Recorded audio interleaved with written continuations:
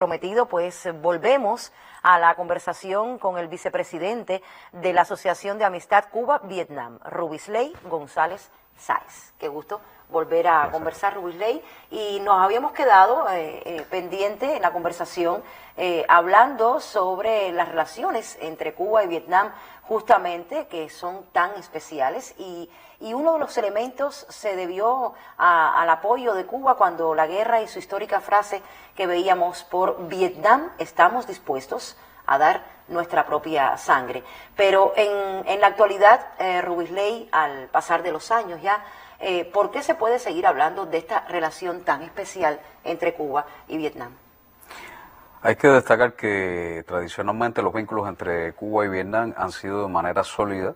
desde el punto de vista de que, se han hablado algunos de los elementos que han servido para mencionar o para confirmar esa fortaleza de las relaciones bilaterales, y sin duda pueden abordarse otros muchos más elementos. Por ejemplo, el primer país del hemisferio en establecer y reconocer a la entonces República Democrática de Vietnam, hoy República Socialista, fue Cuba. Pero no solo eso, sino que el primer jefe de Estado en visitar de todo el hemisferio occidental en visitar a Vietnam fue en el año 1966 Osvaldo Ortiz Torrado, junto al general de ejército Raúl Castro. También el primer jefe de gobierno y único, primer ministro y mandatario extranjero que visitó la zona liberada de Quang Binh y Quang Tri en Vietnam fue el comandante en jefe. Más recientemente hay que destacar que esos vínculos ya en el siglo XX, hay que destacar cómo, el siglo XXI, cómo Cuba apoyó, sobre todo en los foros internacionales, los organismos multilaterales, cómo ambas partes se han retroalimentado ese vínculo estrecho, que no solamente desde el punto de vista bilateral o desde el punto de vista en la comunicación tan estrecha que existe entre los máximos líderes de ambas partes, sino como también Cuba trató de impulsar ese y apoyar, manteniendo el legado de Fidel, de seguir apoyando. Por ejemplo, en el 2007 para el ingreso a la Organización Mundial del Comercio, la posición de Cuba fue importante, o para la creación ahora en los organismos multilaterales en el Consejo de Derechos Humanos, pues Vietnam apoyó para el ingreso de Cuba como miembro en el Consejo, y hay que destacar también la posición para el Consejo de Seguridad como miembro no permanente en los últimos años. También la posición de Cuba para que Vietnam se incorporara pues ha sido relevante. Había mencionado anteriormente las cuestiones relativas al posicionamiento bilateral al enfrentamiento de la pandemia, pero sin duda han existido una serie de acciones en apoyo. Incluso Vietnam fue muy importante para el ingreso en el 2020 para la incorporación de Cuba al Tratado de Amistad y Cooperación de la Asociación de Naciones del Sudeste Asiático, lo cual solamente Cuba es uno de los 6 países de los 33 estados de América Latina que son parte de ese Tratado de Amistad y Cooperación, lo cual impulsa también un posicionamiento ya en el Sudeste Asiático, y eso es con el apoyo vietnamita. Sin duda también la cooperación en foros y en mecanismos en América Latina, sobre todo Cuba ha sido un puente importante para el avance de Vietnam en América Latina y seguir diversificando sus relaciones internacionales. Yo creo que hay muchos espacios, hay un entendimiento mutuo donde en cada intercambio, foro multilateral, se reúnen ya sean los mandatarios, ahora recientemente en el segmento de alto nivel en las Naciones Unidas, el encuentro más reciente que tuvieron los cancilleres de ambas partes, y eso es sobre la base de un intercambio de camaradería, una forma de entendimiento que a veces es difícil encontrar en las relaciones entre otros países. Yo creo que las relaciones entre Cuba y Vietnam tienen un carácter que se ha forjado sobre una confianza mutua, lo cual cualquier cubano que esté en cualquier parte del mundo y se encuentre con un vietnamita de cualquier nivel,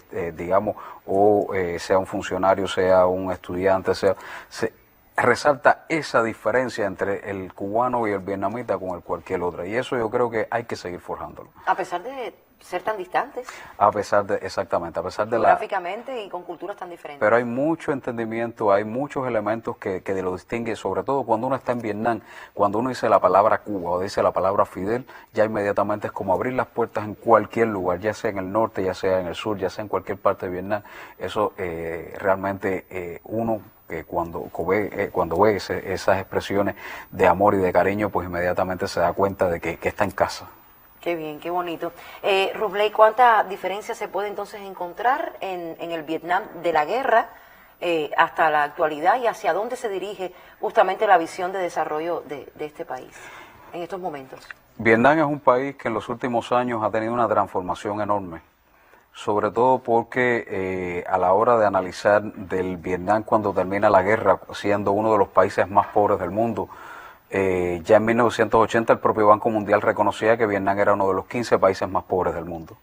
Sin embargo, en la actualidad, Vietnam es una de las 15 economías más dinámicas del mundo, a partir del proceso de renovación que inició en 1986, que está en una transformación constante, lo cual ha permitido diversificar sus socios, ampliar su comercio, a elevar su capacidad industrial, donde tiene sus propias marcas, donde hoy ya son líderes en determinados sectores, empezando por la empresa del grupo de telecomunicaciones PTO, ya está entre las 15 empresas de telecomunicaciones a nivel mundial. De eso hablábamos, una tecnología tremenda. Tuvimos la posibilidad los periodistas de asistir recientemente con un grupo de periodistas vietnamitas y fue muy interesante sus conferencias y sus ponencias. Exactamente, o sea, son capacidades que ya ha logrado y la sociedad en general ha elevado su capacidad de desarrollo, no solo el crecimiento económico, sino su capacidad de desarrollo. Y eso ha sido bajo digamos, una estrategia del partido de seguir tomando pautas hacia un camino hacia el desarrollo, con la estrategia que determinó en el 13 Congreso Nacional del Partido Comunista de convertirse en un país desarrollado para el 2045. Ellos se tenían previsto para el 2026 lograr convertirse en un país de ingreso medio, sin embargo ya el pasado año 2023 alcanzaron esa meta y quieren alcanzar ya un ingreso medio alto para el 2035, lo cual ya para esa fecha quiere convertirse entre las 30 mayores economías del mundo, lo cual es un reto porque es un país que es muy vulnerable al cambio climático, sobre todo recientemente las afectaciones del tifón Yagi, lamentable, y extendemos nuestra solidaridad por las lamentables pérdidas y los daños ocasionados no solo de la asociación, sino de toda la sociedad cubana, en el sentido del apoyo o sea, que siempre estamos dispuestos a otorgarle a Vietnam por esa relación especial, y lamentablemente hoy sufrieron uno de los tifones más dañinos en los últimos 30 años, pero aún así también tienen esa capacidad de seguir adelante, de avanzar, pero también de esa política de ser amigos de todo el mundo, pues indudablemente también en los últimos tiempos ha tenido una cooperación impresionante. Ya hoy es un país que está saliendo no solamente como receptor de inversiones, ya es un gran oferente de inversiones. Incluso en América Latina hay un avance. Ya el pasado año logró concretar las relaciones con los 33 países de América Latina, pero ya ha avanzado con este mismo caso de la empresa Vieteo, ya se ha convertido en el cuarto operador de telefonía móvil en el Perú, o en el caso de Haití, un país con las características, pues indudablemente desde el 2010 esta misma empresa ingresó al país y